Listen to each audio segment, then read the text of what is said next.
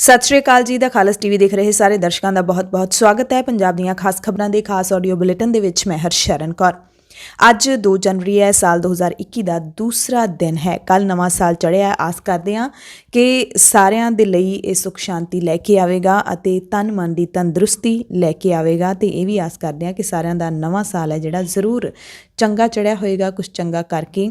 ਇਸ ਵਾਰ ਦਾ ਹਾਲਾਂਕਿ ਜਿਹੜਾ ਨਵਾਂ ਸਾਲ ਹੈ ਉਹ ਕਿਸਾਨਾਂ ਦੇ ਨਾਲ ਮਨਾਉਣ ਦਾ ਕਿਸਾਨਾਂ ਨੇ ਸੱਦਾ ਦਿੱਤਾ ਸੀ ਤੇ ਬਹੁਤ ਸਾਰੇ ਲੋਕਾਂ ਨੇ ਇਸ ਤਰ੍ਹਾਂ ਮਨਾਇਆ ਵੀ। ਨਵਾਂ ਸਾਲ ਕਿਸਾਨਾਂ ਦੇ ਨਾਲ ਮਨਾਇਆ, ਯਾਨੀ ਕਿ ਕਿਸਾਨਾਂ ਦੇ ਸੰਘਰਸ਼ ਦੀ ਹਮਾਇਤ ਕਰਦਿਆਂ ਕੋਈ ਵੀ ਵੱਡਾ ਜਸ਼ਨ ਹੈ ਜਿਹੜਾ ਉਹ ਨਹੀਂ ਮਨਾਇਆ। ਕਿਸਾਨਾਂ ਦੇ ਸੰਘਰਸ਼ ਦੀ ਗੱਲ ਕਰ ਲਈਏ ਤਾਂ ਕੱਲ ਕਿਸਾਨ ਲੀਡਰਾਂ ਨੇ ਸਿੰਘੂ ਬਾਰਡਰ ਤੇ ਪ੍ਰੈਸ ਕਾਨਫਰੰਸ ਕੀਤੀ। ਪ੍ਰੈਸ ਕਾਨਫਰੰਸ ਕਰਕੇ ਕਿਸਾਨ ਲੀਡਰਾਂ ਨੇ ਦੋਸ਼ ਲਾਇਆ ਕਿ ਸਰਕਾਰ ਸਾਨੂੰ ਹਲਕੇ ਵਿੱਚ ਲੈ ਰਹੀ ਹੈ। ਉਹਨਾਂ ਨੇ ਚੇਤਾਵਨੀ ਵੀ ਦਿੱਤੀ ਹੈ ਕਿ ਸਾਨੂੰ ਸ਼ਾਹੀਨ ਬਾਗ ਸਮਝਣ ਦੀ ਗਲਤੀ ਨਾ ਕੀਤੀ ਜਾਵੇ। ਕਿਸਾਨ ਲੀਡਰਾਂ ਨੇ ਕਿਹਾ ਕਿ ਜੇ 4 ਦਸੰਬਰ ਦੀ ਮੀਟਿੰਗ ਦੇ ਵਿੱਚ ਕੋਈ ਸਹਿਮਤੀ ਨਾ ਬਣੀ ਤਾਂ ਅਸੀਂ ਐਕਸ਼ਨ ਕਰਾਂਗੇ। ਕਿਸਾਨ ਲੀਡਰ ਨਾਰਾਜ਼ ਨੇ ਕਿ ਲੰਘੀ 30 ਦਸੰਬਰ ਨੂੰ ਜਿਹੜੀ ਕਿਸਾਨਾਂ ਤੇ ਕੇਂਦਰ ਦੇ ਮੰਤਰੀਆਂ ਦੇ ਵਿਚਾਲੇ ਬੈਠਕ ਹੋਈ ਹੈ ਉਹਦੇ ਵਿੱਚ ਜਿਹੜੇ ਮੁੱਦਿਆਂ ਤੇ ਸਹਿਮਤੀ ਬਣੀ ਹੈ ਉਸ ਬਾਰੇ ਹਾਲੇ ਕੁਝ ਵੀ ਲਿਖਤੀ ਤੌਰ ਤੇ ਸਰਕਾਰ ਨੇ ਨਹੀਂ ਭੇਜਿਆ। ਸੰਯੁਕਤ ਕਿਸਾਨ ਮੋਰਚੇ ਦੇ ਲੀਡਰਾਂ ਨੇ ਕਿਹਾ ਕਿ ਇਸ ਅੰਦੋਲਨ ਦਾ ਹਿੱਸਾ ਬਣਨ ਜਾ ਰਹੇ ਕਿਸਾਨਾਂ ਨੂੰ ਗੁਜਰਾਤ ਤੇ ਉੱਤਰ ਪ੍ਰਦੇਸ਼ ਦੇ ਵਿੱਚ ਨਜ਼ਰਬੰਦ ਕੀਤਾ ਜਾ ਰਿਹਾ ਹੈ ਜਾਂ ਫਿਰ ਹੋਰ ਤਰੀਕਿਆਂ ਦੇ ਨਾਲ ਡੱਕਿਆ ਜਾ ਰਿਹਾ ਹੈ। ਕਿਸਾਨ ਲੀਡਰਾਂ ਨੇ ਐਲਾਨ ਕਰ ਦਿੱਤਾ ਕਿ ਜੇਕਰ ਸਰਕਾਰ ਦੇ ਨਾਲ 4 ਜਨਵਰੀ ਨੂੰ ਹੋਣ ਵਾਲੀ ਮੀਟਿੰਗ ਦੌਰਾਨ ਗੱਲ ਨਾ ਬਣੀ ਤਾਂ ਅਸੀਂ ਐਕਸ਼ਨ ਕਰਾਂਗੇ। ਤੇ ਕਿਸਾਨਾਂ ਨੇ ਇੱਕ ਇਹ ਵੀ ਐਲਾਨ ਕਰ ਦਿੱਤਾ ਕਿ 6 ਜਨਵਰੀ ਤੋਂ ਲੈ ਕੇ 20 ਜਨਵਰੀ ਤੱਕ ਅਸੀਂ ਪੂਰੇ ਦੇਸ਼ ਦੇ ਵਿੱਚ ਦੇਸ਼ ਜਾਗਰੂਕ ਮੁਹਿੰਮ ਚਲਾਵਾਂਗੇ। ਦੇਸ਼ ਦੇ ਕੋਨੇ-ਕੋਨੇ ਵਿੱਚ ਰੈਲੀਆਂ, ਧਰਨੇ, ਪ੍ਰਦਰਸ਼ਨ, ਪ੍ਰੈਸ ਕਾਨਫਰੰਸ, ਇਸ ਤਰ੍ਹਾਂ ਦੇ ਜਿਹੜੇ ਐਕਸ਼ਨ ਨੇ ਉਹ ਕੀਤੇ ਜਾਣਗੇ। ਯਾਨੀ ਕਿ ਕਿਸਾਨ ਇਸ ਅੰਦੋਲਨ ਨੂੰ ਪੂਰੇ ਭਾਰਤ ਦਾ ਅੰਦੋਲਨ ਬਣਾਉਣ ਦੀ ਕਵਾਇਦ ਦੇ ਵਿੱਚ ਹੁਣ ਤੁਰਨੇ ਸ਼ੁਰੂ ਹੋ ਗਏ ਨੇ। ਹਾਲਾਂਕਿ ਪਹਿਲਾਂ ਵੀ ਕਈ ਪ੍ਰੋਗਰਾਮ ਐਲਾਨੇ ਗਏ ਨੇ, ਪਰ ਹੁਣ ਕਿਸਾਨਾਂ ਦੇ ਵੱਲੋਂ ਤਿੱਖੇ ਅੰਦੋਲਨ ਦੀ ਚੇਤਾਵਨੀ ਹੈ ਜਿਹੜੀ ਉਹ ਦੇ ਦਿੱਤੀ ਗਈ ਹੈ। ਉਸ ਦੇ ਸੰਕੇਤ ਨੇ ਜਿਹੜੇ ਉਹ ਦੇ ਦਿੱਤੇ ਗਏ ਨੇ। ਇਸ ਦੇ ਨਾਲ ਹੀ ਕਿਸਾਨ ਲੀਡਰਾਂ ਨੇ ਐਲਾਨ ਕੀਤਾ ਕਿ ਸ਼ਾਹਜਹਾਂਪੁਰ ਬਾਰਡਰ ਜਿਹੜਾ ਕਿ ਦਿੱਲੀ ਰਾਜਸਥਾਨ ਬਾਰਡਰ ਹੈ ਉੱਥੇ ਪਿਛਲੇ 20 ਤੋਂ ਵੱਧ ਦਿਨ ਹੋ ਗਏ ਨੇ ਕਿਸਾਨਾਂ ਨੂੰ ਬੈਠੇ ਹੋਏ। ਉੱਥੇ ਉਹ ਕਹਿ ਰਹੇ ਨੇ ਕਿ ਅਗਲੇ ਹਫ਼ਤੇ ਅਸੀਂ ਕੋਈ ਤਰੀਕ ਹੈ ਜਿਹੜੀ ਉਹਦਾ ਐਲਾਨ ਕਰਾਂਗੇ ਤੇ ਸ਼ਾਹਜਹਾਂਪੁਰ ਬਾਰਡਰ ਤੇ ਵੀ ਅਸੀਂ ਅੱਗੇ ਨੂੰ ਵਧਾਂਗੇ। ਯੋਗੇਂਦਰ ਯਾਦਵ ਨੇ ਕਿਹਾ ਕਿ ਸ਼ਾਹਜਹਾਂਪੁਰ ਦੇ ਵਿੱਚ ਲੰਘੀ ਸ਼ਾਮ ਕੁਝ ਨੌਜਵਾਨਾਂ ਦੇ ਵੱਲੋਂ ਬੈਰੀਕੇਡ ਤੋੜ ਕੇ ਅੱਗੇ ਵਧਣ ਦੀ ਘਟਨਾ ਜਿਹੜੀ ਹੈ ਉਹ ਸਰਕਾਰ ਵੱਲੋਂ ਰੋਕੇ ਜਾਣ ਤੋਂ ਅੱਕ ਕੇ ਅੱਗੇ ਵਧੇ ਨੇ। ਪਹਿਲਾਂ ਹਾਲਾਂਕਿ ਯੋਗੇਂਦਰ ਯਾਦਵ ਨੇ ਜਦੋਂ ਪਰਸੋਂ ਕੁਝ ਕਿਸਾਨ ਨੇ ਜਿਹੜੇ ਉਹ ਟਰੈਕਟਰਾਂ ਦੇ ਸਮੇਤ ਬੈਰੀਕੇਡ ਤੋੜ ਕੇ ਅੱਗੇ ਨੂੰ ਲੰਘ ਗਏ ਸੀ, ਉਸ ਬਾਰੇ ਬਿਆਨ ਦਿੱਤਾ ਸੀ ਯੋਗੇਂਦਰ ਯਾਦਵ ਨੇ ਕਿ ਇਹ ਲੋਕ ਸਾਡੇ ਨਾਲ ਹੀ ਨਹੀਂ ਹੈਗੇ। ਯੋਗੇਂਦਰ ਯਾਦਵ ਸੜਕ ਤੇ ਮੂਹਰੇ ਲੰਮੇ ਪੈ ਗਏ ਸੀ ਕਿ ਮੈਂ ਕਿਸੇ ਨੂੰ ਅੱਗੇ ਲੰਘਣ ਨਹੀਂ ਦਿਆਂਗਾ। ਤੇ ਇਸ ਕਾਰਵਾਈ ਦੀ ਯੋਗੇਂਦਰ ਯਾਦਵ ਦੀ ਇਸ ਕਾਰਵਾਈ ਦੀ ਤਿੱਖੀ ਆਲੋਚਨਾ ਵੀ ਹੋਈ ਹੈ। ਹੋ ਸਕਦਾ ਹੈ ਕਿ ਕੱਲ ਦੀ ਬੈਠਕ ਦੇ ਵਿੱਚ ਕਿਸਾਨ ਲੀਡਰਾਂ ਨੇ ਤਿੱਖੀ ਝਾੜ ਝੰਮ ਯੋਗੇਂਦਰ ਯਾਦਵ ਦੀ ਕੀਤੀ ਹੋਵੇ। ਇਸ ਕਰਕੇ ਉਹਨਾਂ ਨੇ ਬੈਠਕ ਦੇ ਵਿੱਚ ਪ੍ਰੈਸ ਕਾਨਫਰੰਸ ਦੇ ਵਿੱਚ ਇਹ ਕਿਹਾ ਹੈ ਕਿ ਸਰਕਾਰ ਨੇ ਰੋਕਿਆ ਤਾਂ ਅੱਕ ਕੇ ਅੱਗੇ ਵਧ ਗਏ। ਪਰਸੋਂ ਉੱਥੋਂ ਇਹ ਬਿਆਨ ਆਇਆ ਸੀ ਸ਼ਾਹਜਹਾਂਪੁਰ ਬਾਰਡਰ ਤੋਂ ਕਿ ਇਹ ਲੋਕ ਸਾਡੇ ਨਾਲ ਹੀ ਨਹੀਂ ਹੈਗੇ। ਪੰਜਾਬ ਦੇ ਕੁਝ ਕਿਸਾਨ ਲੀਡਰਾਂ ਨੇ ਇਸ ਦਾ ਇਤਰਾਜ਼ ਵੀ ਜਤਾਇਆ ਸੀ। ਹਰਪਾਲ ਸਿੰਘ ਸੰਘਾ ਦੇ ਨਾਲ ਇੱਕ ਕਿਸਾਨ ਯੂਨੀਅਨ ਦੇ ਮੈਂਬਰ ਨੇ ਜਿਹੜੇ 40 ਕਿਸਾਨ ਜਥੇਬੰਦੀਆਂ ਦੇ ਵਿੱਚ ਵੀ ਸ਼ਾਮਲ ਨੇ ਜਿਨ੍ਹਾਂ ਨੂੰ ਸਰਕਾਰ ਨੇ ਸੱਦਾ ਪੱਤਰ ਭੇਜਿਆ ਸੀ। ਸੰਘਾ ਨੇ ਵੀ ਕਿਹਾ ਕਿ ਯੋਗੇਂਦਰ ਯਾਦਵ ਦੀ ਜਿਹੜੀ ਇਹ ਬਿਆਨ ਹੈਗਾ ਇਹ ਤੋੜਨ ਵਾਲਾ ਹੈਗਾ। ਸਾਡੇ ਨੌਜਵਾਨ ਹੀ ਨੇ ਜਿਹੜੇ ਸਰਹੱਦਾਂ ਤੋੜ ਕੇ ਸਾਨੂੰ ਦਿੱਲੀ ਵੱਲ ਲੈ ਕੇ ਆਏ ਨੇ। ਇਸ ਦੇ ਨਾਲ ਹੀ ਕਿਸਾਨ ਲੀਡਰਾਂ ਨੇ ਇਹ ਵੀ ਦੱਸਿਆ ਹੈ ਕਿ ਅੱਜ ਯਾਨੀ ਕਿ 2 ਜਨਵਰੀ ਨੂੰ ਮੋਰਚੇ ਦੀ 7 ਮੈਂਬਰੀ ਕਮੇਟੀ ਹੈ ਮੀਡੀਆ ਮੂਹਰੇ ਅਗਲੀ ਰਣਨੀਤੀ ਹੈ ਜਿਹੜੀ ਉਹ ਦੱਸੇਗੀ।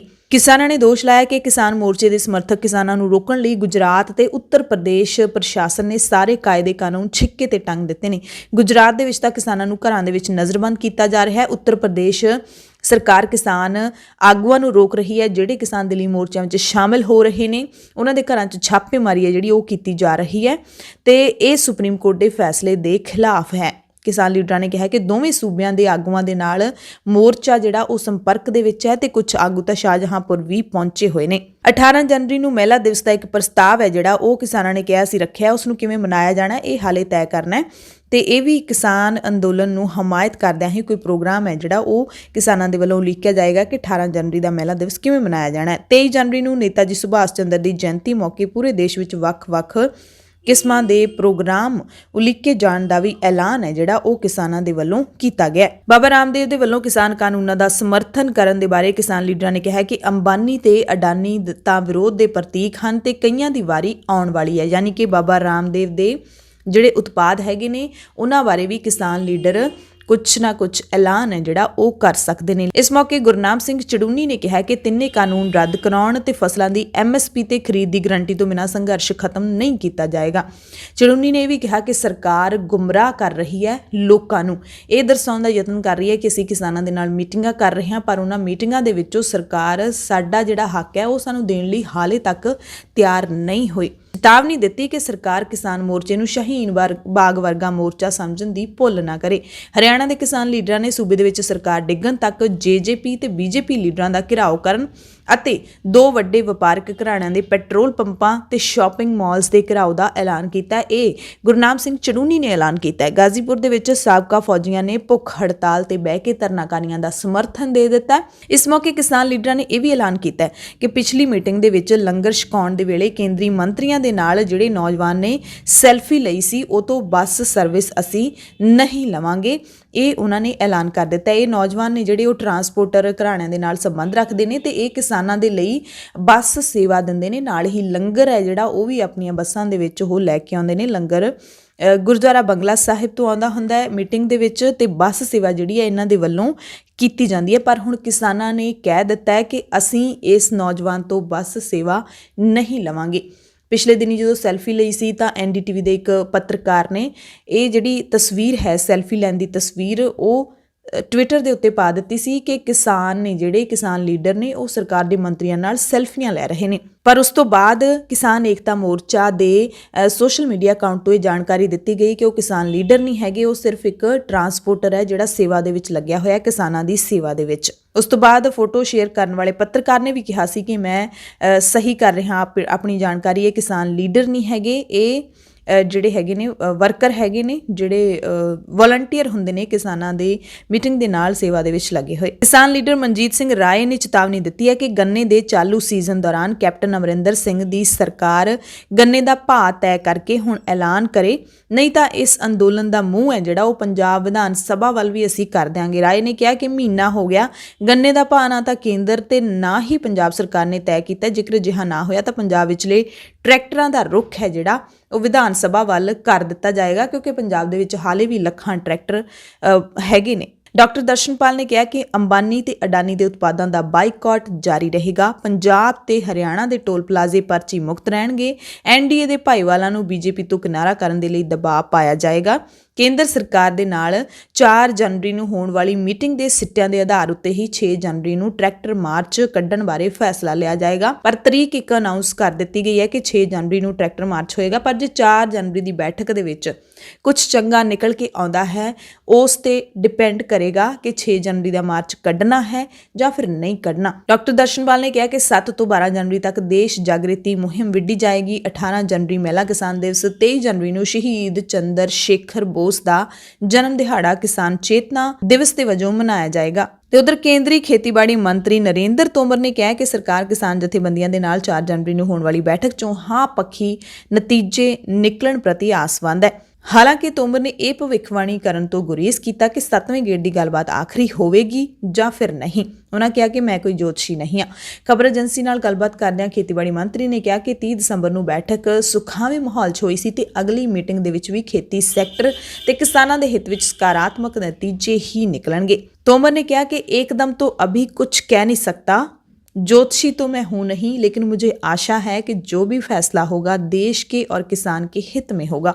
किसान जथेबंदियां वालों 3 खेती कानून रद्द करने की मंग ते बदलते सुझाव देने की सरकार ਦੀਆਂ ਤਜਵੀਜ਼ਾਂ ਨੂੰ ਨਕਾਰੇ ਜਾਣ ਬਾਰੇ ਤੋਮਰ ਨੇ ਕਿਹਾ ਕਿ ਅਸੀਂ ਇਸ ਬਾਰੇ ਸੋਚਾਂਗੇ। ਨਵਾਂ ਸਾਲ ਹੁਣ ਕਿਸਾਨਾਂ ਨੇ ਕਿਵੇਂ ਮਨਾਇਆ ਉਸ ਦੀ ਵੀ ਗੱਲ ਕਰ ਲੈਂਦੇ ਹਾਂ। ਹਾਲਾਂਕਿ ਕੱਲ ਦ ਖਾਲਸ ਟੀਵੀ ਦੀ ਟੀਮ ਨੇ ਵੀ ਨਵਾਂ ਸਾਲ ਕਿਸਾਨਾਂ ਦੇ ਨਾਲ ਮਨਾਇਆ, ਕਿਸਾਨਾਂ ਦੇ ਨਾਲ ਗੱਲਬਾਤ ਕੀਤੀ। ਕੜਾਕੇ ਦੀ ਠੰਡ ਪੈ ਰਹੀ ਸੀ ਤੇ ਧੁੰਦ ਵੀ ਕੱਲ ਪੈ ਰਹੀ ਸੀ 1 ਜਨਵਰੀ ਨੂੰ। ਉਹਨਾਂ ਕਿਹਾ ਕਿ ਅਸੀਂ ਤਾਂ ਯੱਖ ਠੰਡ ਦੀਆਂ ਰਾਤਾਂ ਦੇ ਵਿੱਚ ਖੇਤਾਂ ਦੇ ਵਿੱਚ ਪਾਣੀ ਲਾਉਂਦੇ ਫਿਰਦੇ ਹੁੰਨੇ ਆ ਤੇ ਸਾਡਾ ਸਰੀਰ ਹੈ ਜਿਹੜਾ ਉਹ ਸਾਰੇ ਮੌਸਮ ਝੱਲ ਕੇ ਆਇਆ ਤੇ ਪੰਜਾਬ ਜਿੰਨੀ ਠੰਡ ਤਾਂ ਇੱਥੇ ਹੈ ਵੀ ਨਹੀਂ। ਹਾਲਾਂਕਿ ਜਿਹੜਾ ਠੰਡ ਬਹੁਤ ਹੈ ਪਰ ਕਿਸਾਨ ਕਹਿੰਦੇ ਨੇ ਕਿ ਸਾਨੂੰ ਇਹ ਠੰਡ ਨਹੀਂ ਲੱਗਦੀ ਕਿਉਂਕਿ ਸਾਡੇ ਹੱਕ ਸਾਡੇ ਲਈ ਪਹਿਲਾਂ ਹੈਗੇ ਨੇ। ਤੇ ਸਾਰੇ ਕਿਸਾਨਾਂ ਨੇ ਇਹੀ ਕਿਹਾ ਕਿ ਨਵਾਂ ਸਾਲ ਤਾਂ ਉਦੋਂ ਹੀ ਮਨਾਵਾਂਗੇ ਜਦੋਂ ਹੁਣ ਸਾਨੂੰ ਸਾਡਾ ਹੱਕ ਮਿਲ ਜੂਗਾ। ਤੇ ਕੱਲ Singhu border, Tikri border, Ghazipur border, Burari ਦੇ ਮੈਦਾਨ ਵਿੱਚ ਜਿੱਥੇ ਕਿਸਾਨ ਡਟੇ ਹੋਏ ਨੇ, ਪਲਵਲ ਬਾਰਡਰ, ਸ਼ਾਹਜਹਾਂਪੁਰ ਬਾਰਡਰ, ਸਾਰੇ ਬਾਰਡਰਾਂ ਤੇ ਆਪੋ ਆਪਣੇ ਤਰੀਕੇ ਦੇ ਨਾਲ ਕਿਸਾਨਾਂ ਨੇ ਨਵਾਂ ਸਾਲ ਮਨਾਇਆ। ਸਿੰਘੂ ਬਾਰਡਰ ਤੇ ਸ੍ਰੀ ਗੁਰੂ ਗ੍ਰੰਥ ਸਾਹਿਬ ਜੀ ਦੀ ਛਤਰ ਛਾਇਆ ਹੇਠ ਨਗਰ ਕੀਰਤਨ ਸਜਾਇਆ ਗਿਆ। ਸਿੰਘੂ ਬਾਰਡਰ ਦੀ ਮੁੱਖ ਸਟੇਜ ਤੋਂ ਸ਼ੁਰੂ ਹੋ ਕੇ ਧਰਨੇ ਦੇ ਅਖੀਰ ਕੁੰਡਲੀ ਮਾਨਸਰ ਪਲਵਲ ਐਕਸਪ੍ਰੈਸ ਵੇ ਬਾਈਪਾਸ ਤੱਕ ਇਹ ਨਗਰ ਕੀਰਤਨ ਸਜਾਇਆ ਗਿਆ। ਨਗਰ ਕੀਰਤਨ ਮੁੜ ਸਟੇਜ ਤੱਕ ਆ ਕੇ ਹੀ ਰਾਤ ਤੱਕ ਸਮਾਪਤ ਹੋਇਆ। ਪੂਰੇ ਧਾਰਮਿਕ ਜਾਹੋ ਜਲਾਲ ਨਾਲ ਨਵੇਂ ਸਾਲ ਦਾ ਪਹਿਲਾ ਦਿਨ ਹੈ ਜਿਹੜਾ ਉਹ ਮਨਾਇਆ ਗਿਆ। ਨਗਰ ਕੀਰਤਨ ਵਿੱਚ ਕਿਸਾਨ ਲੀਡਰਾਂ ਤੇ ਕਿਸਾਨਾਂ ਨੇ ਸੇਵਾ ਨਿਭਾਈ।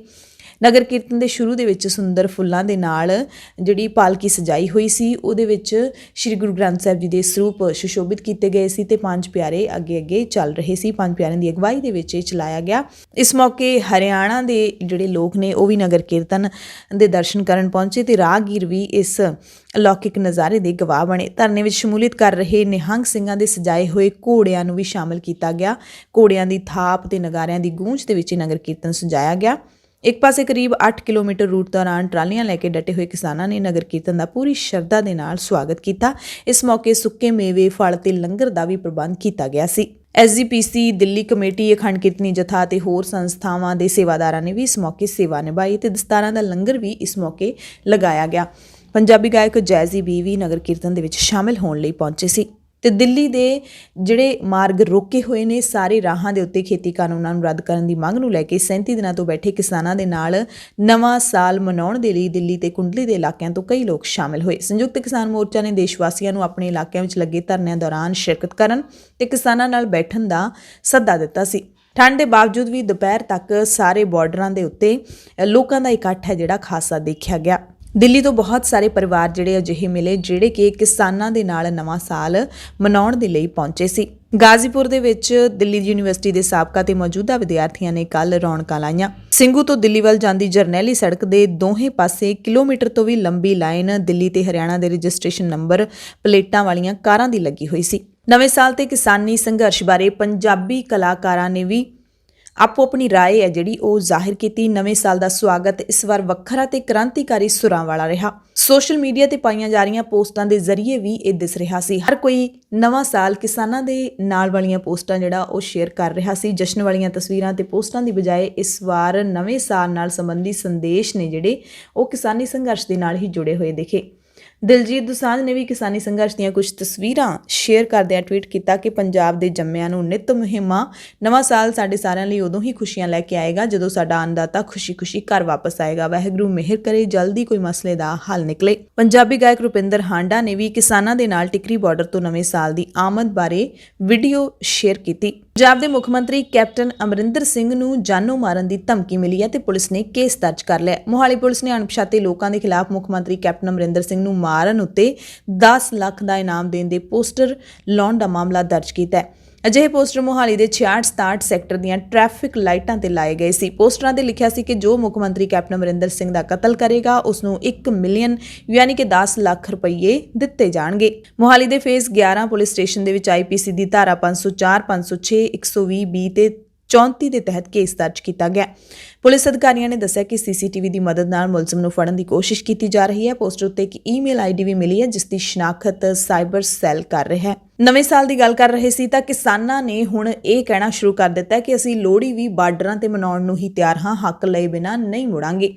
ਨਵੇਂ ਸਾਲ ਦੀ ਠੰਡੀ ਰਾਤ ਵੀ ਦਿੱਲੀ ਦੇ ਬਾਰਡਰਾਂ ਤੇ ਕਿਸਾਨ ਬੈਠੇ ਰਹੇ ਤੇ ਲੋਹੜੀ ਵੀ ਬਾਰਡਰਾਂ ਤੇ ਮਨਾਉਣ ਦੀ ਤਿਆਰੀ ਕੱਸ ਲਈ ਹੈ ਜੇਕਰ ਉਹਨਾਂ ਦੀਆਂ ਮੰਗਾਂ ਨਹੀਂ ਮੰਨੀਆਂ ਜਾਂਦੀਆਂ। ਪੰਜਾਬ ਦੇ ਵਿੱਚ ਲੋਹੜੀ ਦਾ ਤਿਉਹਾਰ ਕਾਫੀ ਅਹਿਮ ਮੰਨਿਆ ਜਾਂਦਾ ਹੈ। ਲੋਹੜੀ ਤੋਂ ਅਗਲੇ ਦਿਨ ਮਾਘੀ ਹੁੰਦੀ ਹੈ। ਮਾਘੀ ਦਾ ਸਿੱਖ ਇਤਿਹਾਸ ਨਾਲ ਸੰਬੰਧ ਹੈ, ਪਰ ਬਾਰਡਰਾਂ ਤੇ ਬੈਠੇ ਕਿਸਾਨਾਂ ਦਾ ਕਹਿਣਾ ਹੈ ਕਿ ਇਸ ਵੇਲੇ ਉਹਨਾਂ ਲਈ ਸਭ ਤੋਂ ਅਹਿਮ ਆਪਣੇ ਹੱਕਾਂ ਦੀ ਲੜਾਈ ਹੈ। ਕਈ ਕਿਸਾਨ ਤਾਂ ਇਹੋ ਜਿਹੇ ਨੇ ਜਿਹੜੇ 26 ਨਵੰਬਰ ਦੇ ਆਏ ਹੋਏ ਨੇ, ਇੱਕ ਵਾਰ ਵੀ ਆਪਣੇ ਘਰਾਂ ਨੂੰ ਨਹੀਂ ਗਏ। ਲੋਕ ਇਹ ਕਹਿੰਦੇ ਦੇਖੇ ਗਏ ਕਿ ਅਸੀਂ ਸਾਡੇ ਬੱਚੇ ਨੇ ਜਿਹੜੇ ਰੋਜ਼ਾਨਾ ਸਾਨੂੰ ਫੋਨ ਕਰਦੇ ਨੇ, ਵੌਇਸ ਮੈਸੇਜ ਭੇਜਦੇ ਨੇ, ਕਹਿੰਦੇ ਨੇ ਕਿ ਤੁਸੀਂ ਘਰ ਆ ਜਾਓ, ਜਲਦੀ ਘਰ ਆ ਜਾਓ, ਪਰ ਅਸੀਂ ਆਪਣੇ ਹੱਕਾਂ ਦੇ ਪੂਰੇ ਹੋਣ ਤੱਕ ਇੱਥੇ ਬੈਠੇ ਰਹਿਣ ਦਾ ਅਹਿਦ ਹੈ ਜਿਹੜਾ ਉਹ ਲਿਆ ਹੋਇਆ। ਕਿਸਾਨੀ ਅੰਦੋਲਨ ਦੇ ਹੱਕ ਦੇ ਵਿੱਚ ਕਈ ਸਿਆਸਤਦਾਨਾਂ ਤੇ ਵਰਕਰਾਂ ਦੇ ਘਰਾਂ ਵਿੱਚ ਜਬਰੀ ਦਾਖਲ ਹੋਣ ਦਾ ਪੰਜਾਬ ਦੇ ਮੁੱਖ ਮੰਤਰੀ ਕੈਪਟਨ ਅਮਰਿੰਦਰ ਸਿੰਘ ਨੇ ਸਖਤ ਨੋਟਿਸ ਲਿਆ। ਮੁੱਖ ਮੰਤਰੀ ਕੈਪਟਨ ਅਮਰਿੰਦਰ ਸਿੰਘ ਨੇ ਅੰਦੋਲਨਕਾਰੀ ਲੋਕਾਂ ਨੂੰ ਕਾਨੂੰਨ ਹੱਥਾਂ ਵਿੱਚ ਲੈਣ ਤੋਂ ਵਰਜਿਆ। ਕੈਪਟਨ ਨੇ ਕਿਹਾ ਕਿ ਅਜਿਹਾ ਕਰਨ ਨਾਲ ਪੰਜਾਬ ਦੇ ਵਿੱਚ ਅਮਨ ਕਾਨੂੰਨ ਦੀ ਵਿਵਸਥਾ ਜਿਹੜੀ ਉਹ ਵਿਗੜ ਜਾਏਗੀ। ਮੁੱਖ ਮੰਤਰੀ ਨੇ ਕਿਹਾ ਕਿ ਅਜਿਹੀ ਕਾਰਵਾਈ ਪੰਜਾਬੀਅਤ ਦੇ ਖਿਲਾਫ ਹੈ ਤੇ ਬਰਦਾਸ਼ਤ ਨਹੀਂ ਕੀਤੀ ਜਾਏਗੀ। ਇਸ ਤਰ੍ਹਾਂ ਦੇ ਵਤੀਰੇ ਦੀ ਸਖਤ ਨਿੰਦਾ ਕਰਦਿਆਂ ਮੁੱਖ ਮੰਤਰੀ ਨੇ ਪ੍ਰਦਰਸ਼ਨਕਾਰੀਆਂ ਨੂੰ ਅਪੀਲ ਕੀਤੀ ਕਿ ਉਹ ਇਸ ਤਰ੍ਹਾਂ ਦੀਆਂ ਹਰਕਤਾਂ ਨਾਲ ਕਿਸੇ ਵੀ ਪਾਰਟੀ ਦੇ ਸਿਆਸੀ ਕਾਰਕੁਨਾਂ ਦੇ ਪਰਿਵਾਰਾਂ ਨੂੰ ਕੋਈ ਪਰੇਸ਼ਾਨੀ ਨਾ ਪਹੁੰਚਾਉਣ। ਲੋਕਾਂ ਦੀ ਨਿੱਜਤਾ ਤੇ ਹਮਲੇ ਨਾਲ ਕਿਸਾਨਾਂ ਦਾ ਸ਼ਾਂਤਮਈ ਅੰਦੋਲਨ ਬਦਨਾਮ ਹੋ ਜਾਏਗਾ ਤੇ ਇਹਦਾ ਜਿਹੜਾ ਮੰਤਵ ਹੈ ਉਹ ਖਤਮ ਹੋ ਜਾਏਗਾ। ਇਹ ਮੁੱਖ ਮੰਤਰੀ ਕੈਪਟਨ ਅਮਰਿੰਦਰ ਸਿੰਘ ਦਾ ਕਹਿਣਾ ਹੈ। ਹਾਲਾਂਕਿ ਮੁੱਖ ਮੰਤਰੀ ਕੈਪਟਨ ਅਮਰਿੰਦਰ ਸਿੰਘ ਨੇ ਸ਼ਾਂਤਮਈ ਸੰਘਰਸ਼ ਕਰ ਰਹੇ ਕਿਸਾਨਾਂ ਦੇ ਮਸਲਿਆਂ ਦੇ ਛੇਤੀ ਹੱਲ ਹੋਣ ਦੀ ਉਮੀਦ ਤੇ ਕਾਮਨਾ ਵੀ ਕੀਤੀ ਤੇ ਲੋਕਾਂ ਨੂੰ ਨਵੇਂ ਵਰ੍ਹੇ ਦੀ ਵਧਾਈ ਦਿੱਤੀ। ਮਹਾਮਾਰੀ ਤੋਂ ਮੁਕਤੀ ਮਿਲਣ ਦੀ ਆਸ ਕਰਦਿਆਂ ਮੁੱਖ ਮੰਤਰੀ ਨੇ ਸਾਰੇ ਪੰਜਾਬੀਆਂ ਨੂੰ ਦੁਨੀਆ ਦੇ ਕੁਝ ਹਿੱਸਿਆਂ ਦੇ ਵਿੱਚ ਕੋਵਿਡ ਦੇ ਨਵੇਂ ਰੂਪ 'ਚ ਸਾਹਮਣੇ ਆਉਣ ਦੇ ਮੱਦੇਨਜ਼ਰ ਸਾਵਧਾਨੀ ਅਤੇ ਸੰਜਮ ਵਰਤਣ ਦੀ ਅਪੀਲ ਵੀ ਕੀਤੀ। ਮੁੱਖ ਮੰਤਰੀ ਨੇ ਕਿਹਾ ਕਿ ਕਿਸਾਨਾਂ ਦੇ ਸ਼ਾਂਤਮਈ ਸੰਘਰਸ਼ ਦੇ ਸਲੀਕੇ ਨੇ ਦੁਨੀਆ ਭਰ ਦੇ ਲੋਕਾਂ ਦਾ ਦਿਲ ਜਿੱਤ ਲਿਆ। ਲਾਈਵ ਸੰਦੇਸ਼ ਦਿੱਤਾ। ਕੱਲ੍ਹ ਮੁੱਖ ਮੰਤਰੀ ਨੇ ਨਵੇਂ ਸਾਲ ਦੇ ਮੌਕੇ ਤੇ ਪੰਜਾਬੀਆਂ ਦੀ ਬਹਾਦਰੀ ਦੀ ਸ਼ਲਾਘਾ ਵੀ ਕੀਤੀ।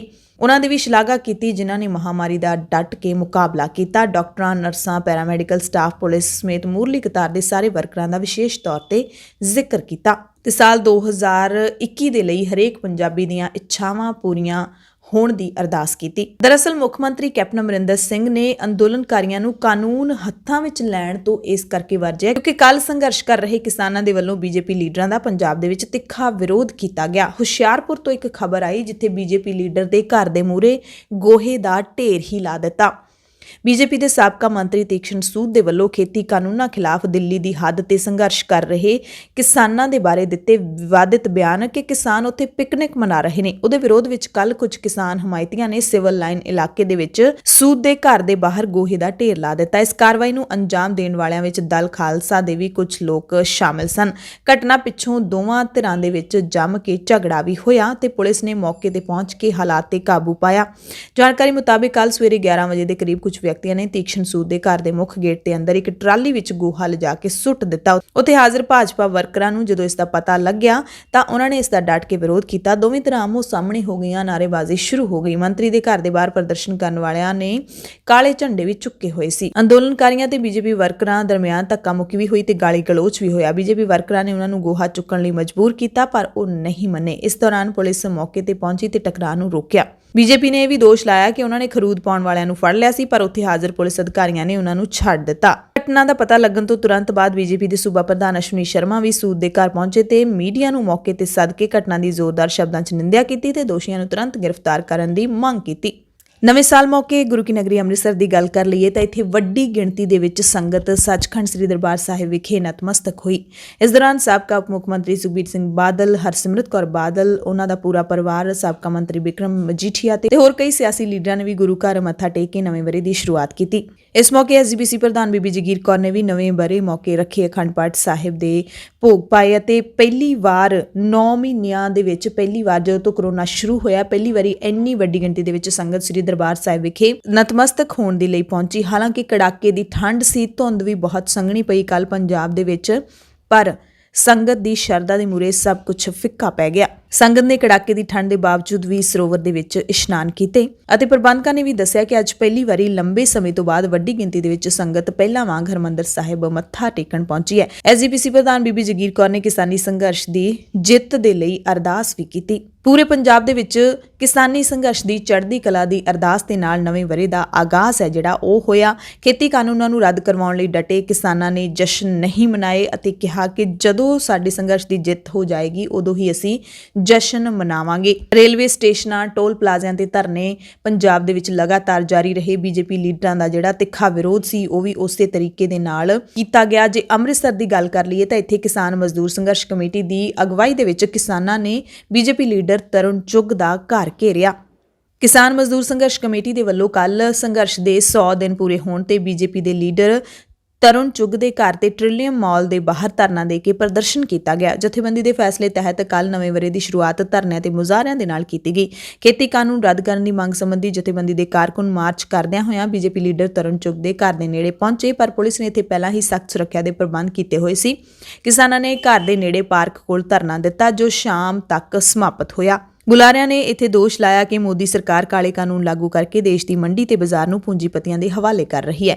ਇਹ ਖੇਤੀ ਕਾਨੂੰਨ ਨਾ ਸਿਰਫ ਕਿਸਾਨਾਂ ਸਗੋਂ ਆਮ ਲੋਕਾਂ ਦੇ ਵੀ ਖਿਲਾਫ ਹੈ। ਪੂੰਜੀਪਤੀਆਂ ਦੇ ਆਉਣ ਤੋਂ ਬਾਅਦ ਆਮ ਵਸਤੂਆਂ ਦੀਆਂ ਕੀਮਤਾਂ ਅਸਮਾਨ ਛੂਹਣਗੀਆਂ ਤੇ ਮਹਿੰਗਾਈ ਵਧੇਗੀ। ਪੂੰਜੀਪਤੀਆਂ ਵੱਲੋਂ ਬਣਾਏ ਗਏ ਵੱਡੇ ਸਾਈਲੋਜ਼ ਦੇ ਵਿੱਚ ਕਿਸਾਨਾਂ ਤੋਂ ਸਸਤੇ ਭਾਅ ਖਰੀਦਿਆ ਅਨਾਜ ਰੱਖਿਆ ਜਾਏਗਾ ਜੋ ਬਾਅਦ ਵਿੱਚ ਮਹਿੰਗੇ ਭਾਅ ਤੇ ਵੇਚਿਆ ਜਾਏਗਾ। ਉਨ੍ਹਾਂ ਕਿਹਾ ਕਿ ਲਾਗੂ ਕੀਤੇ ਜਾ ਰਹੇ ਖੇਤੀ ਕਾਨੂੰਨ ਅਮਰੀਕਾ ਤੇ ਯੂਰਪ ਵਰਗੇ ਵਿਕਸਿਤ ਮੁਲਕਾਂ ਦੇ ਵਿੱਚ ਅਸਫਲ ਸਾਬਿਤ ਹੋ ਚੁੱਕੇ ਨੇ, ਪਰ ਮੋਦੀ ਸਰਕਾਰ ਇਸ ਫੇਲ ਹੋਏ ਮਾਡਲ ਨੂੰ ਧੱਕੇ ਨਾਲ ਦੇਸ਼ ਵਿੱਚ ਲਾਗੂ ਕਰਨਾ ਚਾਹੁੰਦੀ ਹੈ। ਅੰਦੋਲਨ ਦੇ 100ਵੇਂ ਦਿਨ ਜੰਡਿਆਲਾ ਗੁਰੂ ਦੇ ਵਿੱਚ ਨਿੱਜਰਪੁਰਾ ਟੋਲ ਪਲਾਜ਼ੇ ਤੇ ਬਜ਼ੁਰਗਾਂ ਨੇ ਭੁੱਖ ਹੜਤਾਲ ਕੀਤੀ। ਜੰਡਿਆਲਾ ਗੁਰੂ ਰੇਲਵੇ ਸਟੇਸ਼ਨ ਮੂਹਰੇ ਚੱਲ ਰਿਹਾ ਰੇਲ ਰੋਕੋ ਅੰਦੋਲਨ ਜਦੋਂ 100ਵੇਂ ਦਿਨ ਦੇ ਵਿੱਚ ਦਾਖਲ ਹੋਇਆ ਤਾਂ ਬੀਬੀਆਂ ਨੇ ਸਿਰ ਤੇ ਪੀਲੀਆਂ ਚੁੰਨੀਆਂ ਲੈ ਕੇ ਰੇਲ ਰੋਕੋ ਅੰਦੋਲਨ ਦੇ 100ਵੇਂ ਦਿਨ ਪੂਰੇ ਹੋਣ ਤੇ ਕੇਂਦਰ ਸਰਕਾਰ ਖਿਲਾਫ ਪ੍ਰਦਰਸ਼ਨ ਕੀਤਾ। ਨਵੇਂ ਸਾਲ ਦੇ ਪਹਿਲੇ ਦਿਨ ਅੰਮ੍ਰਿਤਸਰ ਜਲੰਧਰ ਮਾਰਗ ਦੇ ਉੱਤੇ ਸਥਿਤ ਨਿੱਜਰਪੁਰਾ ਟੋਲ ਪਲਾਜ਼ੇ ਦੇ ਉੱਤੇ ਕਿਸਾਨ ਸੰਘਰਸ਼ ਕਮੇਟੀ ਪੰਜਾਬ ਦੀ ਅਗਵਾਈ ਹੇਠ ਸ਼ੁਰੂ ਕੀਤੀ ਭੁੱਖ ਹੜਤਾਲ 5ਵੇਂ ਦਿਨ ਵਿੱਚ ਪਹੁੰਚੀ ਤਾਂ 5 ਬਜ਼ੁਰਗ ਕਿਸਾਨਾਂ ਦੇ ਜਥਾ ਜਿਹੜਾ ਉਹ ਭੁੱਖ ਹੜਤਾਲ ਤੇ ਬੈਠਿਆ। ਇਸ ਤੋਂ ਪਹਿਲਾਂ ਪਰਸੋਂ ਬੀਬੀਆਂ ਨੇ ਜਿਹੜੀਆਂ ਉਹ ਇਸ ਧਰਨੇ ਦੇ ਉੱਤੇ ਭੁੱਖ ਹੜਤਾਲ ਤੇ ਬੈਠੀਆਂ ਸੀ। ਲੋਕ ਇਨਸਾਫ ਪਾਰਟੀ ਦੇ ਪ੍ਰਧਾਨ ਸਿਮਰਜੀਤ ਸਿੰਘ ਬੈਂਸ ਨੇ ਸਿੰਘੂ ਬਾਰਡਰ ਤੇ ਅੰਦੋਲਨਕਾਰੀ ਕਿਸਾਨਾਂ ਦੇ ਨਾਲ ਨਵਾਂ ਸਾਲ ਮਨਾਇਆ ਤੇ ਪੰਜਾਬ ਤੋਂ ਪਹੁੰਚਿਆ ਬਸਪਾ ਪਾਰਟੀ ਦਾ ਕਾਫਲਾ ਵੀ ਸਿੰਘੂ ਬਾਰਡਰ ਤੇ ਪਹੁੰਚਿਆ ਤੇ ਕਿਸਾਨਾਂ ਦੇ ਨਾਲ ਨਵਾਂ ਸਾਲ ਮਨਾਇਆ। ਬੈਂਸ ਨੇ ਅੰਦੋਲਨ ਦੀ ਜਿੱਤ ਤੇ ਕਿਸਾਨਾਂ ਦੀ ਸਿਹਤਯਾਬੀ ਲਈ ਅਰਦਾਸ ਕੀਤੀ। ਬੈਂਸ ਨੇ ਕਿਹਾ ਕਿ ਹੱਡ ਚੀਰਵੀਂ ਠੰਡ ਵਿੱਚ ਜਿੱਥੇ ਬਹੁਤੇ ਲੋਕ ਆਪਣੇ ਘਰਾਂ 'ਚ ਹੀਟਰ ਲਾ ਕੇ ਰਜਾਈਆਂ 'ਚ ਬੈਠੇ ਨੇ, ਉੱਥੇ ਹੀ ਦਿੱਲੀ ਦੀਆਂ ਹੱਦਾਂ ਤੇ ਬਜ਼ੁਰਗ, ਨੌਜਵਾਨ ਤੇ ਬੱਚੇ ਖੁੱਲੇ ਅਸਮਾਨ ਹੇਠ ਆਪਣੀਆਂ ਹੱਕੀ ਮੰਗਾਂ ਲਈ ਸੰਘਰਸ਼ ਕਰ ਰਹੇ ਨੇ, ਪਰ ਬੀਜੇਪੀ ਦੀ ਸਰਕਾਰ ਲੋਕਤੰਤਰ ਦਾ ਮਜ਼ਾਕ ਉਡਾ ਰਹੀ ਹੈ। ਦੇਸ਼ ਦੀਆਂ ਪ੍ਰਮੁੱਖ ਸਾਹਿਤਕ ਤੇ ਸੱਭਿਆਚਾਰਕ ਜਥੇਬੰਦੀਆਂ ਨੇ ਵੀ ਕੱਲ ਸਿੰਘੂ ਸਰਹੱਦ ਤੇ ਸੰਯੁਕਤ ਕਿਸਾਨ ਮੋਰਚੇ ਨਾਲ ਇਕਜੁੱਟਤਾ ਪ੍ਰਗਟਾਈ। ਕੇਂਦਰੀ ਪੰਜਾਬੀ ਲੇਖਕ ਸਭਾ, ਪ੍ਰਗਤੀਸ਼ੀਲ ਲੇਖਕ ਸੰਘ, Indian people's theatrical association, folklore research academy, ਕੌਮਾਂਤਰੀ ਇਲਮ ਤੇ ਕੌਮਾਂਤਰੀ ਲੇਖਕ ਮੰਚ ਦੇ ਸਾਂਝੇ ਸੱਦੇ ਉੱਤੇ ਪੰਜਾਬ ਤੇ ਦਿੱਲੀ ਦੇ ਲੇਖਕਾਂ ਨੇ ਵੱਡੇ ਕਾਫਲੇ ਦੇ ਰੂਪ ਵਿੱਚ ਕਿਸਾਨ ਮੋਰਚੇ ਦੇ ਵਿੱਚ ਸ਼ਿਰਕਤ ਕੀਤੀ। ਪੰਜਾਬ ਦੇ ਲੇਖਕਾਂ ਨੇ ਸ਼ੰਭੂ ਬਾਰਡਰ ਤੋਂ ਕਿਸਾਨ ਮੋਰਚੇ ਦੇ ਸਮਰਥਨ ਵਿੱਚ ਪਰਸੋਂ ਮਾਰਚ ਸ਼ੁਰੂ ਕੀਤਾ ਸੀ। ਸਿੰਘੂ ਹੱਥ ਤੇ ਇਪਟਾ ਦੇ ਕੌਮੀ ਪ੍ਰਧਾਨ ਰਾਕੇਸ਼ ਵੇਦਾ ਦੀ ਅਗਵਾਈ ਵਿੱਚ ਆਗਰਾ, ਲਖਨਊ, ਉੱਤਰਾਖੰਡ ਤੇ ਦਿੱਲੀ ਦੇ ਨਾਟਕਕਾਰਾਂ ਤੇ ਰੰਗਕਰਮੀਆਂ ਦਾ ਵੱਡਾ ਕਾਫਲਾ ਵੀ ਪਹੁੰਚਿਆ। ਪੰਜਾਬੀ ਲੇਖਕਾਂ ਦੇ ਨਾਲ-ਨਾਲ ਹਿੰਦੀ ਦੇ ਨਾਮੀ ਲੇਖਕਾਂ ਵਿਭੂਤੀ ਨਾਰਾਇਣ ਰਾਏ ਤੇ ਸ਼ਿਵ ਮੂਰਤੀ, ਉਰਦੂ ਦੇ ਲੇਖਕਾਂ ਅਨੀਸ ਆਜ਼ਮੀ ਤੇ ਫਰਹਤ ਰਿਜ਼ਵੀ, ਸਮਾਜ ਸ਼ਾਸਤਰੀ ਦੀਪਕ ਮਲਕ ਸਮੇਤ ਹੋਰ ਬਹੁਤ ਸਾਰੇ ਰੰਗਕਰਮੀ ਜਥਿਆਂ ਨੇ ਕਿਸਾਨਾਂ ਦੇ ਹੱਕ ਵਿੱਚ ਆਵਾਜ਼ ਬੁਲੰਦ ਕੀਤੀ, ਇਨਕਲਾਬੀ ਗੀਤ ਗਾ ਕੇ ਕਿਸਾਨਾਂ ਨੂੰ ਸਮਰਥਨ ਦਿੱਤਾ ਤੇ ਨਵੇਂ ਸਾਲ ਦੇ ਪਹਿਲੇ ਹੀ ਦਿਨ ਕਿਸਾਨਾਂ ਨੇ ਕੇਂਦਰ ਸਰਕਾਰ ਤੇ ਦਬਾਅ ਬਣਾਉਣ ਲਈ ਆਉਂਦੇ ਦਿਨਾਂ ਦੌਰਾਨ ਜ਼ੋਰਦਾਰ ਹੱਲਾ ਬੋਲਣ ਦਾ ਸੱਦਾ ਦਿੱਤਾ ਹੈ। ਬੀਜੇਪੀ ਲੀਡਰਾਂ ਦੇ ਘਰਾਂ ਦੇ ਮੂਹਰੇ, ਟੋਲ ਪਲਾਜ਼ਿਆਂ, ਰੇਲਵੇ ਸਟੇਸ਼ਨਾਂ ਦੇ ਪਾਰਕਾਂ, ਅੰਬਾਨੀ ਤੇ ਅਡਾਨੀ ਦੇ ਕਾਰੋਬਾਰੀ ਟਿਕਾਣਿਆਂ ਮੂਹਰੇ ਚੱਲ ਰਹੇ ਧਰਨਿਆਂ ਨੂੰ ਸੰਬੋਧਨ ਕਰਦਿਆਂ ਕਿਸਾਨ ਜਥੇਬੰਦੀਆਂ ਦੇ ਲੀਡਰਾਂ ਨੇ ਕਿਹਾ ਕਿ ਕਿਸਾਨਾਂ ਦੇ ਘੋਲ ਦਾ ਦਾਇਰਾ ਵਿਸ਼ਾਲ ਹੁੰਦਾ ਦੇਖ ਕੇ ਮੋਦੀ ਸਰਕਾਰ ਝੁਕਣ ਤੇ ਆ ਗਈ ਹੈ। ਉਹਨਾਂ ਕਿਹਾ ਕਿ ਹੁਣ ਉਹ ਦਿਨ ਦੂਰ ਨਹੀਂ ਜਦੋਂ ਸਰਕਾਰ ਨੂੰ ਕਿਸਾਨਾਂ ਦੇ ਅੰਦੋਲਨ ਤੋਂ ਹਾਰ ਮੰਨਦਿਆਂ ਕਾਨੂੰਨ ਵੀ ਵਾਪਸ ਲੈਣੇ ਪੈਣਗੇ। ਕੱਲ ਨਵੇਂ ਸਾਲ ਮੌਕੇ ਮੱਧ ਪ੍ਰਦੇਸ਼ ਦੀ ਤਹਿਸੀਲ ਹਰਦਾ ਦੇ ਪਿੰਡ ਆਲਨਪੁਰ ਦੀ ਰਹਿਣ ਵਾਲੀ 7 ਸਾਲ ਦੀ ਸਾਨਿਕਾ ਨੇ ਸਿੰਘੂ ਬਾਰਡਰ ਤੇ ਭਾਸ਼ਣ ਦੇ ਕੇ ਕਿਸਾਨਾਂ ਨੂੰ ਕੀਲ ਕੇ ਰੱਖ ਦਿੱਤਾ। ਸਾਨਿਕਾ ਦੇ ਭਾਸ਼ਣ ਨੂੰ ਕਿਸਾਨਾਂ ਨੇ ਸਾਹ ਰੋਕ ਕੇ ਸੁਣਿਆ। ਛੋਟੀ ਉਮਰ ਦੇ ਬਾਵਜੂਦ ਭਾਸ਼ਣ ਦੇਣ ਵਿੱਚ ਸਵੈ ਭਰੋਸੇ ਨੂੰ ਦੇਖ ਕੇ ਸਭ ਦੰਗ ਰਹਿ ਗਏ। ਪਿੰਡ ਆਲਨਪੁਰ ਦੇ ਕਿਸਾਨ ਸੰਜੇ ਦੇ ਘਰ ਪੈਦਾ ਹੋਈ ਸਾਨਿਕਾ ਭਾਵੇਂ 7 ਸਾਲ ਦੀ ਹੈ, ਪਰ ਉਸਦੀ ਸੋਚ ਨੌਜਵਾਨਾਂ ਵਾਲੀ ਹੈ। ਸਾਨਿਕਾ ਨੇ ਪਹਿਲਾਂ ਤਾਂ ਇਤਿਹਾਸਿਕ ਸੰਘਰਸ਼ ਵਿੱਚ ਸ਼ਾਮਲ ਹੋਣ ਲਈ ਆਪਣੇ ਪਿਤਾ ਦਾ ਧੰਨਵਾਦ ਕੀਤਾ, ਜਿਹਦੇ ਕਰਕੇ ਉਹ ਸਿੰਘੂ ਬਾਰਡਰ ਪਹੁੰਚ ਸਕੀ। ਪਿਤਾ ਨੂੰ ਸੰਬੋਧਨ ਕਰਦਿਆਂ ਸਾਨਿਕਾ ਨੇ ਕਿਹਾ ਕਿ ਜੇਕਰ ਪਿਤਾ ਜੀ ਆਪ ਮੈਨੂੰ ਇੱਥੇ ਨਾ ਲੈ ਕੇ ਆਉਂਦੇ ਤਾਂ ਅੱਗੇ ਚੱਲ ਕੇ ਮੈਂ ਤਿੱਖੇ ਸਵਾਲ ਕਰਦੀ ਕਿ ਤੁਸੀਂ ਉੱਥੇ ਮੈਨੂੰ ਕਿਉਂ ਨਹੀਂ ਲੈ ਕੇ ਗਏ, ਇਸ ਲਈ ਤੁਸੀਂ ਖੁਦ ਨੂੰ ਮੇਰੇ ਸਵਾਲਾਂ ਤੋਂ ਬਚਾ ਲਿਆ। ਕੇਂਦਰ ਸਰਕਾਰ ਨੂੰ ਨਿਹੋਰਾ ਮਾਰਿਆ ਕਿ ਕੜਾਕੇ ਦੀ ਠੰਡ ਵਿੱਚ ਸੜਕਾਂ ਉੱਤੇ ਮੌਜੂਦ ਕਿਸਾਨਾਂ ਦੀ ਸਾਰ ਨਹੀਂ ਲਈ ਜਾ ਰਹੀ ਤੇ ਮੰਗਾਂ ਮੰਨਣੀਆਂ ਚਾਹੀਦੀਆਂ ਸਰਕਾਰ ਨੂੰ। ਦੇਸ਼ ਦੇ ਉੱਗੇ ਕਿਸਾਨ ਲੀਡਰਾਂ ਦੇ ਨਾਂ ਗਿਣਾ ਕੇ ਉਹਨੇ ਕਿਹਾ ਕਿ ਇਹ ਬਲੀਦਾਨੀਆਂ ਦੀ ਧਰਤੀ ਹੈ। ਦੂਜੀ ਜਮਾਤ ਵਿੱਚ ਪੜ੍ਹਦੀ ਸਾਨਿਕਾ ਦਾ ਭਾਸ਼ਣ ਕਿਸਾਨਾਂ ਨੇ ਸਾਹ ਰੋਕ ਕੇ ਸੁਣਿਆ ਤੇ ਵਾਰ-ਵਾਰ ਉਸਦੇ ਭਾਸ਼ਣ ਦੇ ਵਿੱਚ ਜੈਕਾਰੇ ਗੂੰਜੇ। ਕੱਲ ਮਾਨਸਰ ਟੋਲ ਪਲਾਜ਼ਾ ਤੇ ਜਲੰਧਰ ਤੋਂ ਪਠਾਨਕੋਟ ਵੱਲ ਜਾ ਰਹੀ ਉੱਤਰ ਪ੍ਰਦੇਸ਼ ਨੰਬਰ ਵਾਲੀ ਗੱਡੀ ਤੇ ਭਾਜਪਾ ਦਾ ਝੰਡਾ ਲੱਗਿਆ ਹੋਇਆ ਸੀ, ਜਿਸ ਨੂੰ ਕਿਸਾਨਾਂ ਨੇ ਉਤਰਵਾ ਦਿੱਤਾ। ਕਿਸਾਨਾਂ ਨੇ ਗੱਡੀ ਨੂੰ ਕਾਲੇ ਝੰਡੇ ਦਿਖਾਉਂਦਿਆਂ ਕੇਂਦਰ ਸਰਕਾਰ ਖਿਲਾਫ ਨਾਅਰੇਬਾਜ਼ੀ ਕੀਤੀ ਤੇ ਗੱਡੀ ਨੂੰ ਰੁਕਵਾ ਲਿਆ। ਕਿਸਾਨਾਂ ਨੇ ਚਾਲਕ ਨੂੰ ਗੱਡੀ ਮੂਹਰੇ ਲੱਗਿਆ ਬੀਜੇਪੀ ਦਾ ਝੰਡਾ ਉਤਾਰਨ ਦੇ ਲਈ ਕਿਹਾ। ਕਿਸਾਨਾਂ ਦੀ ਗੱਲ ਮੰਨਦਿਆਂ ਕਾਰ ਚਾਲਕ ਨੇ ਬੀਜੇਪੀ ਦਾ ਝੰਡਾ ਆਪ ਉਤਾਰਿਆ ਤੇ ਅੱਗੇ ਤੋਂ ਭਾਜਪਾ ਦਾ ਝੰਡਾ ਨਾ ਲਾਉਣ ਦਾ ਵਾਅਦਾ ਵੀ ਕੀਤਾ। ਪੰਜਾਬ ਦੀਆਂ ਕੁਝ ਹੋਰ ਖਬਰਾਂ ਤੁਹਾਨੂੰ ਦੱਸ ਦਿੰਦੇ ਹਾਂ। ਸੰਗਰੂਰ ਦੇ ਵਿੱਚ ਰੁਜ਼ਗਾਰ ਪ੍ਰਾਪਤੀ ਲਈ ਬੇਰੁਜ਼ਗਾਰ ਸਾਂਝਾ ਮੋਰਚਾ ਦੇ ਵੱਲੋਂ ਸਿੱਖਿਆ ਮੰਤਰੀ ਵਿਜੇ ਇੰਦਰ ਸਿੰਗਲਾ ਦੇ ਘਰ ਮੂਹਰੇ ਲਾਇਆ ਮੋਰਚਾ। ਨਵੇਂ ਸਾਲ ਦੇ ਪਹਿਲੇ ਦਿਨ ਵੀ ਜਾਰੀ ਰਿਹਾ। ਇਸ ਦੌਰਾਨ ਅਧਿਆਪਕਾਂ ਨੇ ਐਲਾਨ ਕੀਤਾ ਕਿ ਜੇ ਸਾਡੇ ਮਸਲੇ ਜਲਦੀ ਹੱਲ ਨਾ ਕੀਤੇ ਗਏ ਤਾਂ ਅਸੀਂ ਸਿੱਖਿਆ ਮੰਤਰੀ ਦੇ ਹਲਕੇ ਦੇ ਵਿੱਚ ਪੰਜਾਬ ਸਰਕਾਰ ਦੇ ਖਿਲਾਫ ਮੁਹਿੰਮ ਚਲਾਵਾਂਗੇ। ਬੇਰੁਜ਼ਗਾਰ ਸਾਂਝਾ ਮੋਰਚਾ ਵਿੱਚ ਸ਼ਾਮਲ ਟੈਟ ਪਾਸ, ਬੇਰੁਜ਼ਗਾਰ ਬੀਐਡ ਅਧਿਆਪਕ ਯੂਨੀਅਨ, ਆਲ ਪੰਜਾਬ 873 ਡੀਪੀ ਅਧਿਆਪਕ ਯੂਨੀਅਨ, 646 ਪੀਟੀਆਈ ਅਧਿਆਪਕ ਯੂਨੀਅਨ ਪੰਜਾਬ, ਬੇਰੁਜ਼ਗਾਰ art and craft union Punjab ਤੇ ਬੇਰੁਜ਼ਗਾਰ multipurpose health worker union Punjab ਨੇ ਕੱਲ ਪੰਜਾਬ ਸਰਕਾਰ ਦੇ ਖਿਲਾਫ ਨਾਅਰੇਬਾਜ਼ੀ ਕਰਕੇ ਨਵੇਂ ਸਾਲ ਦੀ ਸ਼ੁਰੂਆਤ ਕੀਤੀ। ਉਹਨਾਂ ਦੋਸ਼ ਲਾਇਆ ਕਿ ਸਰਕਾਰ ਪੈਨਲ ਮੀਟਿੰਗਾਂ ਕਰਕੇ ਬੇਰੁਜ਼ਗਾਰਾਂ ਨੂੰ ਰੁਜ਼ਗਾਰ ਦੇਣ ਦਾ ਭਰੋਸਾ ਦੇ ਕੇ ਮੋੜ ਦਿੰਦੀ ਹੈ, ਪਰ ਅਮਲੀ ਤੌਰ ਤੇ ਲੋੜੀਂਦੀ ਕੋਈ ਕਾਰਵਾਈ ਨਹੀਂ ਕੀਤੀ ਜਾਂਦੀ। ਨਾਭਾ ਤੋਂ ਖਬਰ ਹੈ, ਜਿੱਥੇ Indian oil corporation Bhawanigarh Bora Kalan Nabha ਦੇ ਮੇਨ ਗੇਟ ਮੂਹਰੇ ਗੈਸ ਪਲਾਂਟ ਯੂਨੀਅਨ ਆਜ਼ਾਦ ਦੇ ਵੱਲੋਂ ਭਰਾਤਰੀ ਜਥੇਬੰਦੀਆਂ ਦੇ ਸਹਿਯੋਗ ਨਾਲ ਪਿਛਲੇ 41 ਦਿਨਾਂ ਤੋਂ ਕੀਤੇ ਜਾ ਰਹੇ ਸੰਘਰਸ਼ ਨੂੰ ਬੂਰ ਪੈ ਗਿਆ।